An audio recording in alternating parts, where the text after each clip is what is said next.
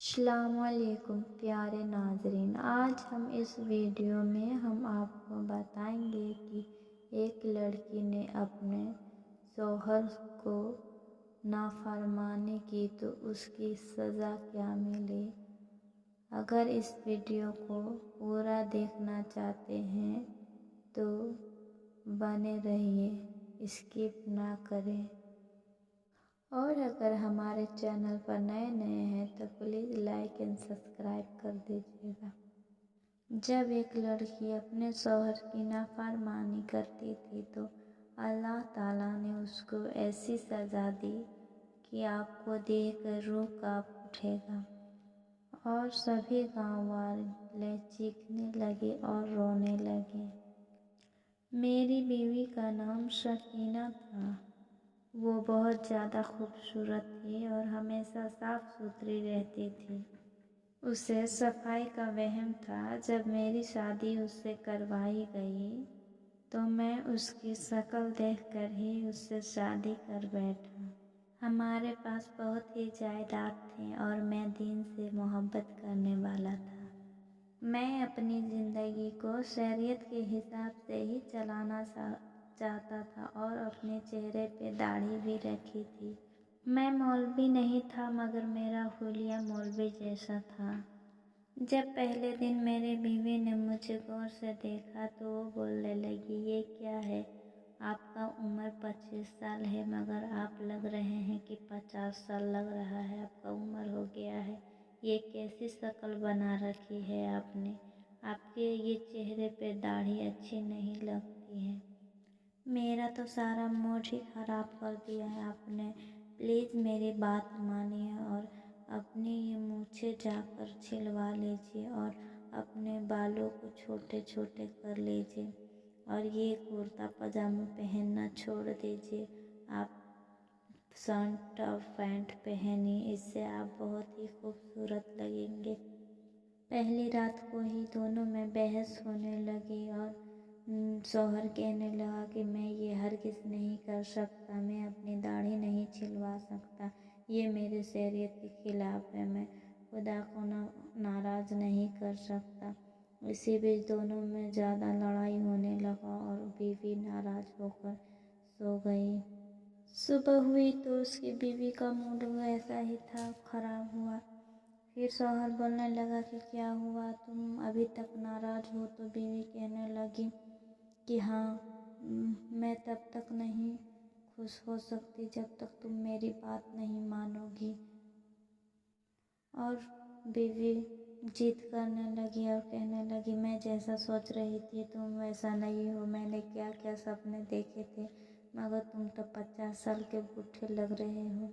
तुम्हारे चेहरे पर इतने सारे दाढ़ी और सिर पर टोपी, ये मुझे बिल्कुल ही अच्छा नहीं लग रहा है। प्लीज़ तुम इसे कटवा लो और साफ़ सुथरे अच्छे कपड़े पहनो। अगर आप अपने आप को बदलोगे तभी मैं आपके साथ रहूँगी, वरना मैं आपके साथ नहीं रह सकती।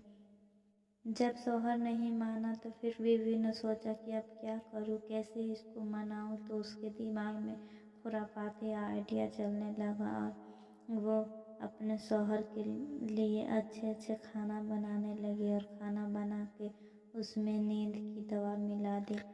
जब नींद की दवा खाकर उसका शौहर सो गया तो वो क्रीम लगाकर अपने शौहर की सारी दाढ़ियाँ और बाल काट दिए। और फिर सुबह जैसे ही हुई और शौहर उठा तो अपने आप को देखा आईने में तो बहुत गुस्सा वो करने लगा, गुस्से में एकदम लाल हो गया।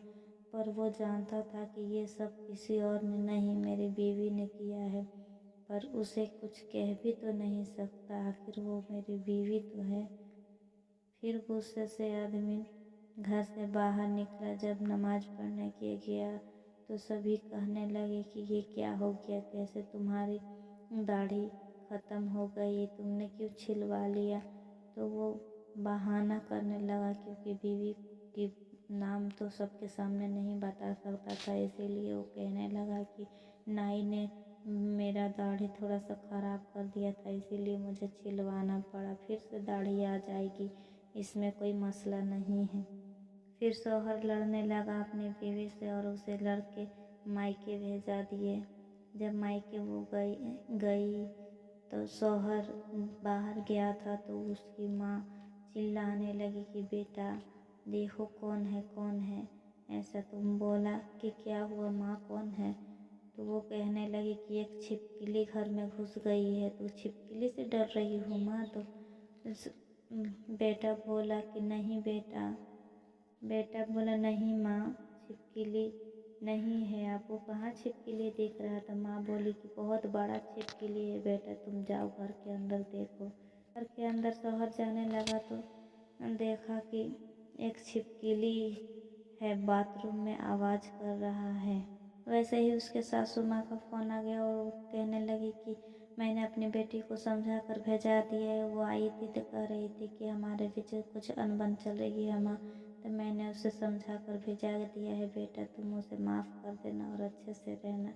तभी उसने फ़ोन रख दिया और देखा, दरवाज़ा खोला तो बहुत बड़ा छिपकली था। वो डर से दरवाज़ा बंद कर दिया और फिर बोलने लगा कि ये कहाँ से छिपकली आ गया। तो उधर से आवाज़ आया कि मुझे माफ़ कर दो, मुझसे बहुत बड़ी गलती हो गई है, मैंने आपकी नाफरमानी करके बहुत बड़ी गलती कर दी है। तो शौहर बोला तुम कौन है? तो बीवी बोली कि मैं आपकी बीवी हूँ, प्लीज़ मुझे माफ़ कर दो।